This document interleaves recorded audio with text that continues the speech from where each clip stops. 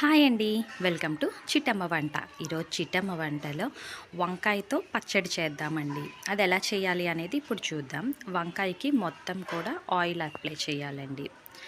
మొత్తం వంకాయలంతా అటు ఇటు కూడా ఆయిల్ అనేది రాసుకోవాలి. రాసుకున్న తర్వాత బొగ్గులుంటే బొగ్గుల మీద, పొయ్యి ఉంటే పొయ్యిలో వేసుకున్నా కూడా చాలా బాగా వస్తుంది.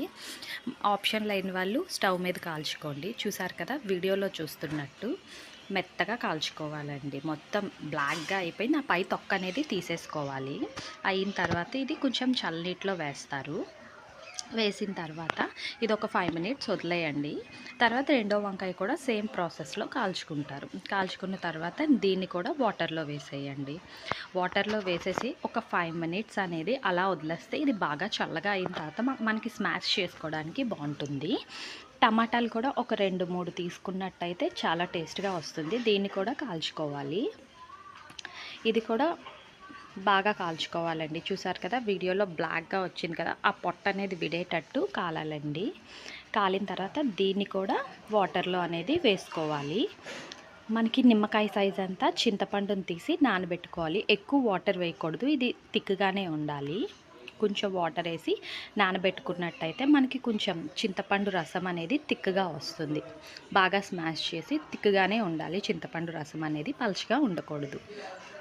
ఇప్పుడు వంకాయకి టమాటాలకి తొక్క తీసుకోవాలండి. తొక్క తీసుకొని ఇది చేత్తోనే గట్టిగా స్మాష్ చేసుకోవాలి.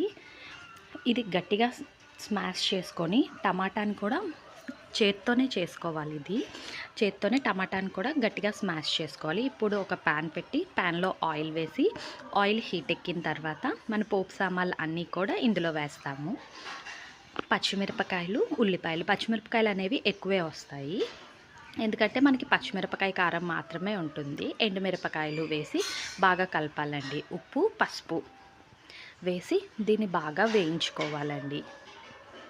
వేయించుకున్న తర్వాత ఇందాక చింతపండు రసం తిక్కుగా ఉండాలని చెప్పాను కదా, అది ఇందులో పచ్చడిలో వేసేసుకొని ఇది కూడా బాగా కలుపుకొని పోపు అనేది వేసేసుకోవాలండి. వేసేసుకొని ఇప్పుడు కొంచెం టేస్ట్ చూడండి. ఉప్పు సరిపోలేదు అంటే ఇప్పుడే వేసుకోండి. వేసుకున్నట్టయితే టేస్టీ వంకాయ పచ్చడి అనేది రెడీ అయిపోతుందండి. ఒకసారి ట్రై చేసి చూడండి, చాలా టేస్ట్గా ఉంటుంది. Thanks for watching.